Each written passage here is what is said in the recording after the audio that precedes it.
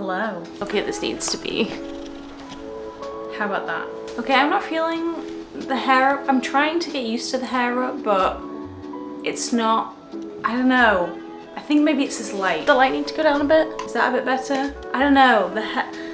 I feel like I look in the mirror and I like the hair up, and then I look at it in the camera and I'm like, it looks weird. I'm trying to try new things, and sometimes they go well for me and sometimes they don't. There we go. Oh, cue a new intro.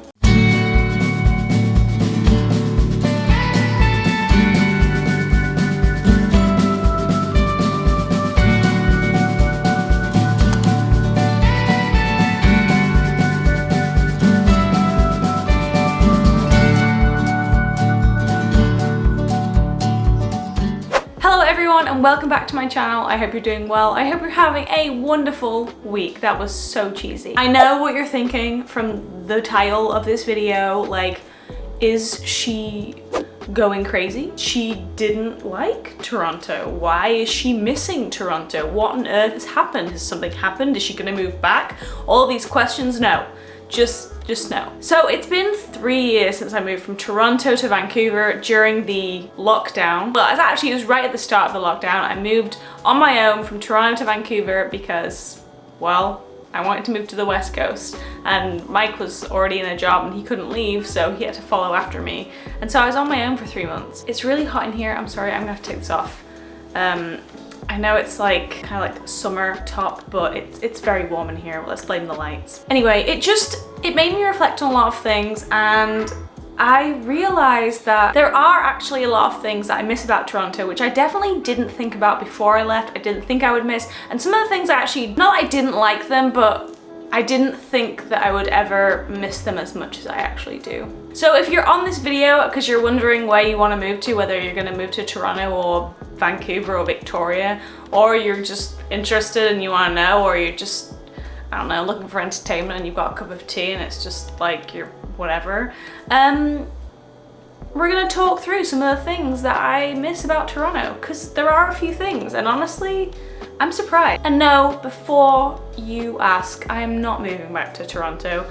There are a lot of things that I do miss, but there's not enough by far to pull me back to moving there. It's a great city to visit once in a while, amazing. To live continuously, if I could just live there for like a month or so over summertime, I would be a happy person. Anyway, let's get into it. So I'm gonna do 5 things because I feel like there's a few things, but I think these are the top 5 that I always think about when I think about missing Toronto. And whenever I'm like, oh, you know, I just wish that Victoria had, insert this here. These are the things I really miss. Now I know that you can find these things in places other than Toronto, but I'm just going based off where I have lived. Even if you dislike this whole thing and you totally disagree with me, let me know, because the algorithm loves any kind of engagement. Let's get on with it. So the first thing, and this will come as no surprise, especially if you know me or you've like watched any kind of like social media content from me, or especially my last vlog to Toronto, the thing that I miss more than anything from Toronto is the theatre. Well, the theatre and concerts and weirdly sports games, just like the hubbub of all of that kind of stuff. Theatre is my absolute passion, life, blood, feeds the soul kind of thing. Like, I was a theatre kid. I always wanted to be an actor on the stage. Like, it is my happy place. It is where I go for just to be myself. I love the theatre with my whole heart. I know there are theatres in Victoria, but they're not quite on the same level. You know, like the Toronto Fringe Festival was amazing. I know Victoria has a Fringe Festival, but because it's not the same size as city, it's not really the same. And also Toronto's theatre scene, the Mirvish, is just like, you can't beat it. It's like the West End or Broadway. It's amazing and I miss it dearly. I also just miss, like, weirdly, and I'm not really a nightlife person, but I really do quite miss nightlife. I think I just miss like just going out and getting dressed up, going to like bars and restaurants and just like, I don't know, having that experience. It's not that I like to do it all the time, but I just think like when you have that desire and that urge to do it, I miss that.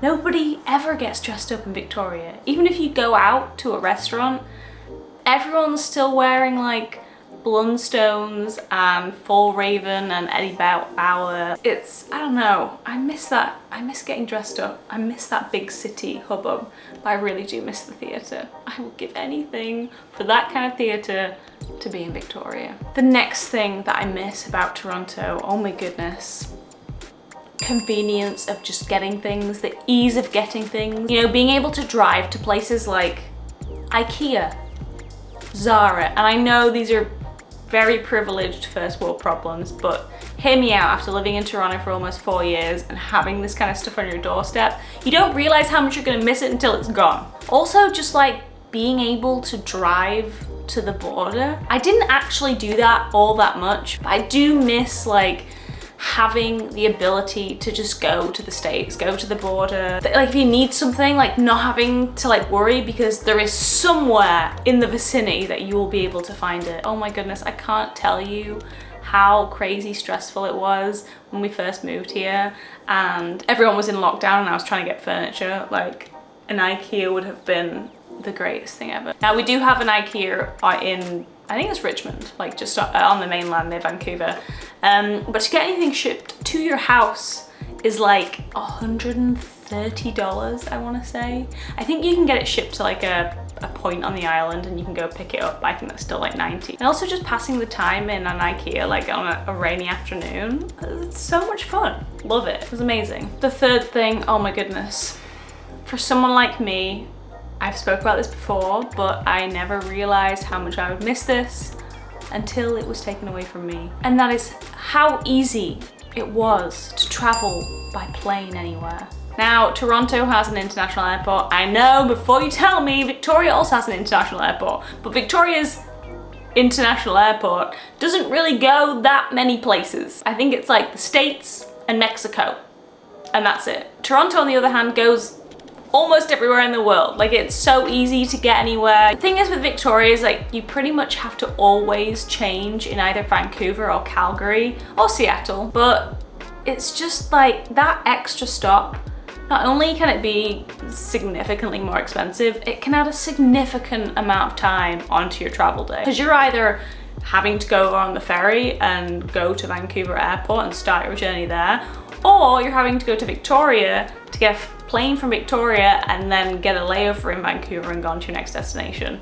It adds like 5 hours onto your journey generally, and honestly, I miss those quick trips home. I mean, I didn't do many of them, and usually when I did do them, they were like for emergencies, so they weren't great, but 6 hours to get to the UK? Oh my goodness. Now it's like a 17-hour travel day minimum on a good day, and that is unfortunately not an exaggeration because I live in Northern England and I have to usually get about 3 planes to get home. So I miss that a lot, I really do.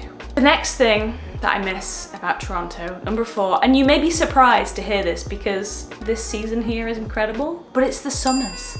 I know what you're thinking, but Em, you said that you didn't like extreme weather. You didn't like the hot, humid weather.